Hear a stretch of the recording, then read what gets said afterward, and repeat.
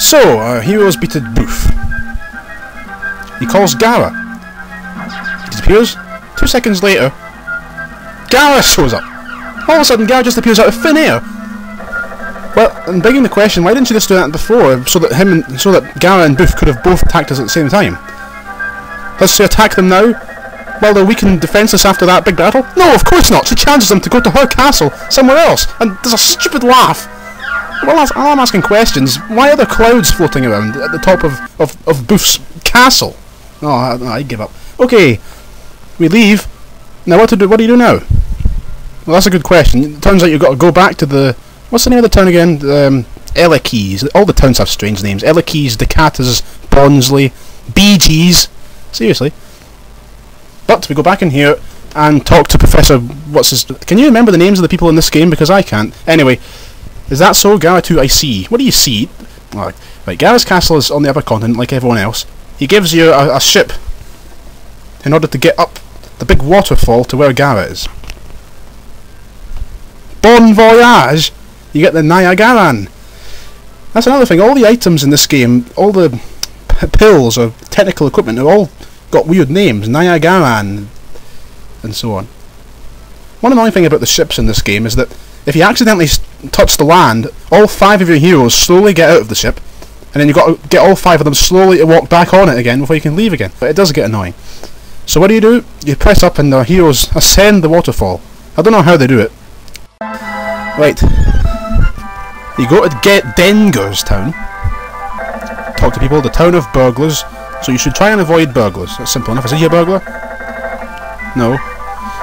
Well, according to him, there's a town called Amabos full of nothing but women. If you say you don't know about it, what does he say? Keep going west to find it. It's ruled by Gara. Aha, well there you go. We've got to find this town and stop Gara's evil plans to not let men into the city. Oh guys, I'm not a burglar. Yeah, we know you're not a burglar, Uncle Save. What's this? Watch where you're going. Take care. Alright, that's fine, thanks. 1,000 gold!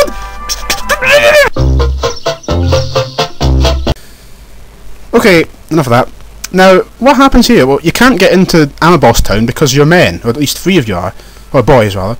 So, what do you have to do? Well, there's a salesman in Denger's town, a saleswoman, a former Bunnygirl, who sells Bunnygirl suits. And in order to get into this town, I'm not joking, you've got to buy 3 Bunnygirl suits and have your 3 male party members equip them. And that includes Dan, incidentally. They're all the same size, so how does Dan fit into this suit? And you know what the strange thing is? If you take a look in the instruction manual for the game, you'll find that, first of all, Tecmo nicely illustrated a lot of items in the game, including the bunny suit, in which you get to see a picture of Dan. As you can see, it's obviously Dan, because he's a small boy. And wait a minute. This begs the question of who this girl is here. Hold on. The camp. Is that Ray? If that's Ray, then he's strikingly feminine in appearance. And furthermore, how did he obtain such a female proportions, shall we say? Oh, no. Tecmo's trying to mess with your minds here, I know they are. And I'll tell you this, it doesn't end there. Because if you talk to Uncle Save in Amabos Town, you're not going to believe what he says. He's dressed in a bunny girl suit, and when you talk to him, he tells you, "These clothes fit me perfectly. I don't want to take them off." I'm getting scarred for life playing this game. Well, with that said, our party of bunny girls travels to Amabos Town to try and sneak in. They talk to the soldiers. Of course they let you in because they think you're female. But wait a minute. Oh no. They were onto us. How did that happen? You're suspicious characters. Well, is it because of the bunny girls? I have to admit, I'd be quite surprised if I saw 3 bunny girls wandering around outdoors. I can't believe you would wear such a strange outfit since this morning.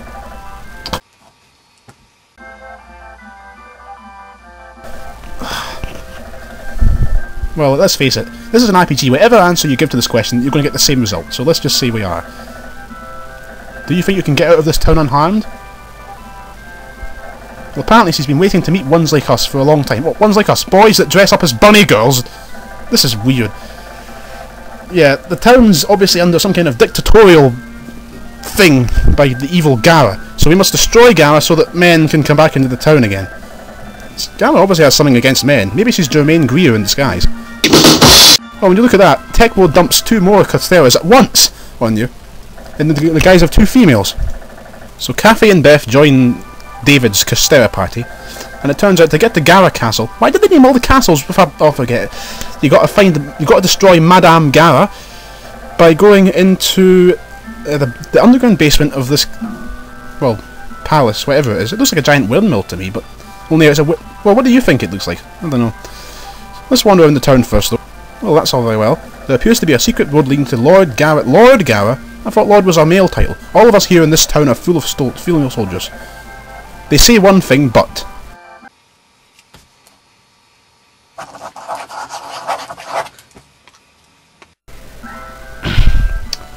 Before we go any further though, it's best to de-equip the bunny suits and put on some decent armour. Strangely enough though, your bunny suits have more defence power than things like, oh I don't know, chainmail, armour. You ladies, I'm scared of your moustache! You're 12 years old! No! Over to the, right, this is the path to Gara's castle. After a couple of switch puzzles to get rid of some green liquid, you can progress further into the dungeon. Do you recognise this room, by the way? In case you didn't realise, it was from the very start of the game. Well, here's Gara's castle, and at this point of the game, Tecmo seems to incorporate a bit more variety of them in their puzzles, in their dungeons. This dungeon's a bit of a maze. You've got tons of staircases. There's about 7 floors, I think. And you've got to work your way through the doors and staircases, through the balconies, and make your way up to the top. And there's treasure chests as well in some places, if you're interested in that kind of thing. So our party goes up this large castle. I'd hate to be Gara having to live in this castle. I mean, it's just a maze. But, hey-ho. But finally you get to the 8th floor, I think, and must confront Gara. She's going to take a revenge for Dram and Booth. What? Just look at her! Tecmo lost their minds making this part of the game. Uncle Save dresses up as a bunny girl, our heroes dress up as a bunny girl to get into Amboss Town, a little girl is frightened of a 12-year-old boy's moustache, and now you've got to fight a dominatrix as a boss! Dear, dear. It's a crazy world and the greatest fantasy ever told.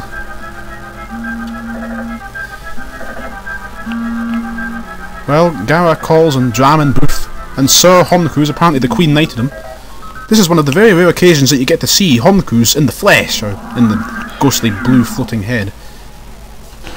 And just like every other bad guy in this game, when another bad guy gets beaten, they vow to take revenge for them, or take our revenge. Those good-for-nothing Aquitalians, young scoundrels. Well, this is a plot twist. Apparently Ray's father suffers eternally by Homcus' hand. He laughs at his victory. At least he's got a more reasonable sounding laugh than most of the villains in this game. And what happens now? Yep, you guessed it. The building explodes for no reason. How many times have you seen this animation so far in the course of this series? Tecmo just loves to show our heroes spinning around as explosions go all around them. Are they going to get blown up in the building? Of course not. A helicopter swoops by and takes them away to safety of Elokis. And it turns out that Professor what's-his-name built this helicopter. He calls it the gyrocopter. And would you believe it, as a farewell gift, he gives you the gyrocopter. And tells you something interesting. Apparently there's a man called Professor Paracles who knows the secret of Homcus. Not the secret of the stars, because actually there is no secret of the stars. And Tecmo released this game in Japan as Aquitalian, but for some reason when they sent it to America they renamed it Secret of the Stars, the result of which being that the game's title doesn't really mean anything. But however, that's irrelevant for this purposes. The point is now we have a gyrocopter, which now gives us much more freedom in the game world. We can travel anywhere we want in the sky and land on a grassy plain. So stay tuned for part 8, where you may just discover the secret of Homcus.